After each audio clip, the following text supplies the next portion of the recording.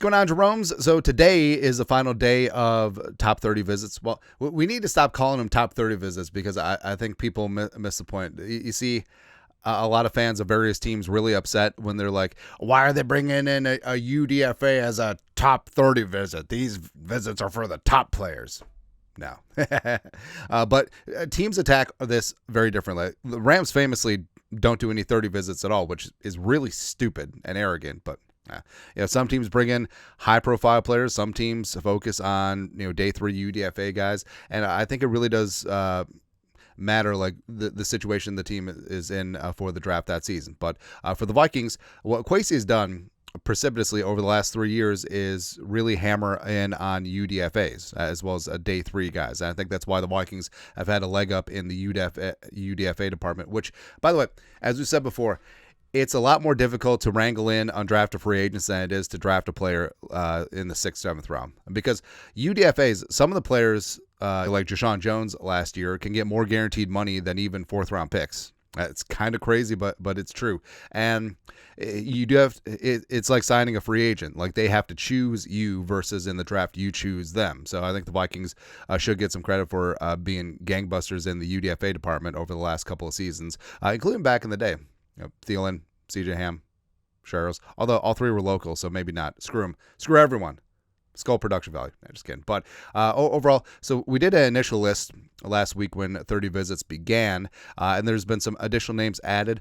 So currently we have about 25 through various reports have visited with the Vikings. Now, some in person, some virtual. A lot of things going on. I'm sure that there will be an official list coming out in subsequent days, and usually the Vikings take up their full allotment of the 30. But the players that we talked about earlier, so only a couple that should be towards the top of the draft. Derek Harmon, a defensive tackle from Oregon, Siobhan Ravel, corner from East Carolina, as well as a run of 3 interesting day 2 offensive tackles that look to kick inside to guard. Ariante Grande, from the Gophers, Marcus Bowe from Purdue for show, as well as Jonah Savanaya from Arizona, who I love a lot. Just attitude all day, man. Plus, basically every single Georgia defensive lineman, because why not? But some of the fresh names. So linebacker Carson Schwesinger from UCLA looks to be in the day 2 mix. He's 6'3", 242. Went from walk-on to All-American. It's a pretty fantastic story. 136 tackles, 4 sacks, 16 pressures, 2 interceptions, 80.6 PFF grade last year, and just a great story, right? And the Vikings do they necessarily have a need at off-ball? I think it's a little bit more pronounced than people think because Pace and Cashmere are there, yes. Pace is heading into RFA season, and behind them, the veteran Wilson and the draft pick Osma from 4 years ago. Okay, sure. But also you saw how the defense operated when Cashman and Pace missed time last year. So depth is going to be important there. And then 2 look to be in the day 3 mix. Running back Kalel Mullings from Michigan, 6'1", 236. Now, I know that Mullings has the stomping thing from Michigan State. I don't read too much into it, but overall, Mullings is more of a power back and converted linebacker, more of a short yardage running back.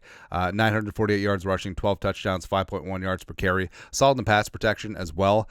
So I think that Mullings would be in that mix. Former teammates with J.J. McCarthy, of course. Plus, I think that Mullings would be a candidate to move to fullback. The Vikings have done that before. C.J. Ham was a tailback at Augustana. Zach Line was a tailback at SMU. Both of them converted to fullback, so there you go. Then tight end Oronde Gadsden, second. Don't tread on me. The pride of Syracuse, 6'5", 243, was one of my favorite day 3 players in this class. He's not really a tight end, but he is a big slot that can get buckets. 73 catches, 934 yards, receiving 7 touchdowns from Kyle McCord, and it would be a lot of fun. I would love Gats. I think there's a chance he may go undrafted, but it'd be great. Then a couple players that are going to be on the fringe. Chandler Brayboy from Elan, 6'1", $199. 59 catches, 979 yards, receiving 8 touchdowns. He was Elan for 6 years, so he was almost teammates with Oli Udoh. Offensive lineman Jared Penning from Northern Iowa, 6'6", 338. And yes, he is the younger brother of Trevor Penning, high draft pick from the Saints from a couple years ago. Hasn't quite panned out. Yeah. But 4-year starter for the Panthers, 2 at left guard, the last 2 at left tackle. Treshaun Holden, formerly at Alabama, transferred to Oregon, 6'2", 205. And I know that Holden does have some off-the-field question marks, but we'll see if that gets sutured up. And then you got Max Brosmer, of course, Minnesota Golden Gophers quarterback, formerly of New Hampshire, or was it Maine? One of the two schools, doesn't matter. But 2,828 yards passing last year for the Gophers, 18 touchdowns, 6 picks, 66% completion percentage. Not a great arm, but quick through progressions as well as quick release. So someone that the Vikings could potentially bring in as a camp arm and go from there. But as of right now, that's it. Through various reports, here's a look at the Vikings top 30 visits list. Let us know your thoughts, our thoughts, comment section. You guys are the best you know what to do. Skol, production value.